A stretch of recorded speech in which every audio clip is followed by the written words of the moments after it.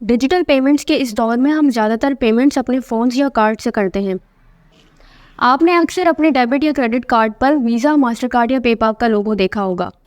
तो आज की वीडियो में हम बात करेंगे कि वीज़ा, मास्टर कार्ड और पेपाल क्या है और इन तीनों में से आपको कौन सा इस्तेमाल करना चाहिए और किस केस में आप कौन सा कार्ड इस्तेमाल कर सकेंगे। दरअसल ये तीनों ही जो चीज़ें हैं वो सिंपल सिर्फ पेमेंट गेटवेज हैं। इन्हें कार्ड स्कीम्स या पेमेंट स्कीम्स भी कहा जाता है। सबसे पहले समझते हैं कि पेमेंट स्कीम क्या चीज़ होती है। दरअसल पहले जब डिजिटल पेमेंट्स की नई शुरुआत हुई थी तो जिस बैंक का डेबिट या क्रेडिट कार्ड आप लेते थे वो सिर्फ उसी बैंक के एटीएम और पॉस मशीन्स पर इस्तेमाल किया जा सकता था। यानी अगर आप दुनिया में कहीं दूसरी जगह मौजूद हैं और वहाँ उस बैंक की कोई ब्रांच मौजूद है तब तो आप उसके एटीएम से पैसे निकलवा सकते थे, वरना ये चीज़ आपके लिए एक नामुमकिन थी।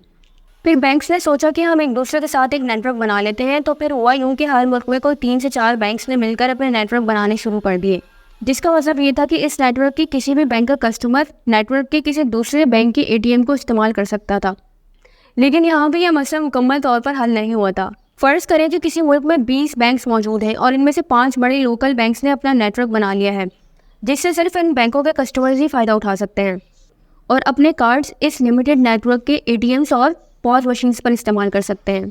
फिर आहिस्ता आहिस्ता इन बड़े बैंक्स को रियलाइज़ होने लगा कि हमें अगर कस्टमर्स एक्वायर करने हैं और अपने कस्टमर्स को बेहतर सर्विसेज देनी है तो हमें इस नेटवर्क में सारे छोटे बैंक्स को भी शामिल करना पड़ेगा। तो इस तरह बनने वाले नेटवर्क्स को डोमेस्टिक नेटवर्क्स कहा जाने लगा। डोमेस्टिक नेटवर्क का मतलब ये था कि इस नेटवर्क पर सिर्फ लोकल डोमेस्टिक बैंक्स के कार्ड ही इस्तेमाल हो सकेंगे और कोई इंटरनेशनल या किसी दूसरे मुल्क का कार्ड इस नेटवर्क पर इस्तेमाल नहीं हो सकेगा। अब यहाँ मुश्किल चीज़ ये थी कि इन नेटवर्क्स में पूरे मुल्क के बैंक्स को जमा करना तो बहुत आसान था, लेकिन पूरी दुनिया के बैंक्स को इस नेटवर्क के अंदर लाना बहुत मुश्किल था। हम अगर इस चीज़ को तसव्वुर करें कि एक मुल्क का नेटवर्क दुनिया के हर मुल्क के बैंकों के नेटवर्क्स के साथ लिंक बनाने बैठता तो इसमें बहुत साल लग जाते और ये करना एक बहुत कॉम्प्लेक्स चीज़ होती। फिर हुआ यूँ कि दुनिया में वीज़ा और मास्टर कार्ड जैसी कंपनियाँ वजूद में आईं। वीज़ा, मास्टर कार्ड ने आकर बैंकों से कहा कि आप हमसे जुड़ जाएं, हम आपको दुनिया के बाकी बैंकों से जोड़ देंगे। तभी हम ये चीज़ देख पाते हैं कि वीज़ा और मास्टर कार्ड के लोगों वाले कार्ड्स दुनिया भर के एटीएम्स और पॉस टर्मिनल्स पर काबिल कबूल है और यही वजह है कि दुनिया भर के बैंक ज़्यादातर वीज़ा और मास्टर कार्ड के लोगों वाले कार्ड्स अपने कस्टमर्स को इशू करते हैं। दुनिया भर में वीज़ा और मास्टर कार्ड लेबल्ड कार्ड्स का शेयर 60% से भी ज़्यादा है। अब समझते हैं कि पेपाल क्या है और वीज़ा, मास्टर कार्ड के होते हुए पेपाल लॉन्च करने की ज़रूरत क्यों पड़ी। पेपाल दरअसल पाकिस्तान की लोकल या डोमेस्टिक पेमेंट स्कीम है।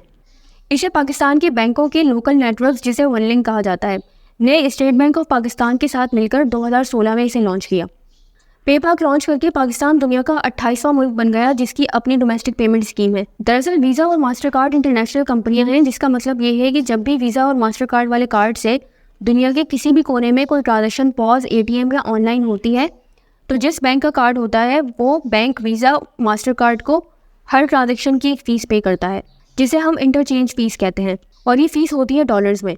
अब ये ट्रांजेक्शन अगर इंटरनेशनल हो तो डॉलर्स में पे करना समझ आता है।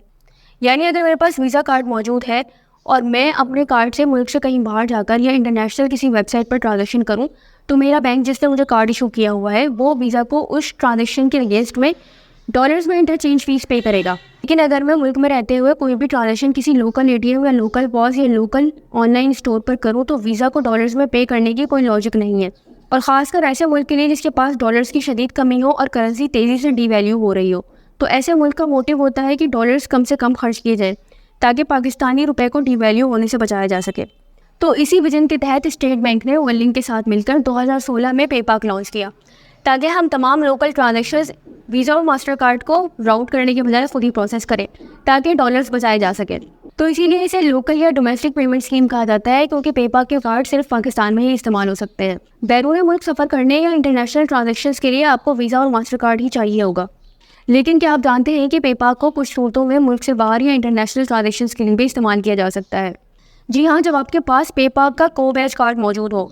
को बैच का मतलब होता है कि इंटरनेशनल और डोमेस्टिक पेमेंट स्कीम्स को जब मिला दिया जाता है तो ये को बैच कार्ड कहलाता है। तो इसका मतलब ये है कि अगर आप पाकिस्तान में कोई ट्रांजेक्शन करेंगे तो वो लोकल नेटवर्क यानी वनलिंक के जरिए प्रोसेस होगी, और अगर आप मुल्क से बाहर कोई ट्रांजेक्शन करते हैं तो वो इंटरनेशनल पेमेंट स्कीम जैसे कि वीज़ा या मास्टर कार्ड के जरिए प्रोसेस होगी। पेपाल ने इस वक्त यूपीआई और जेसीबी नामी इंटरनेशनल पेमेंट स्कीम्स के साथ को बैच किया हुआ है। दरअसल जेसीबी और यूपीआई भी इंटरनेशनल पेमेंट स्कीम्स है, लेकिन ये वीज़ा और मास्टर कार्ड की तरह इतनी प्रोमिनेंट नहीं है।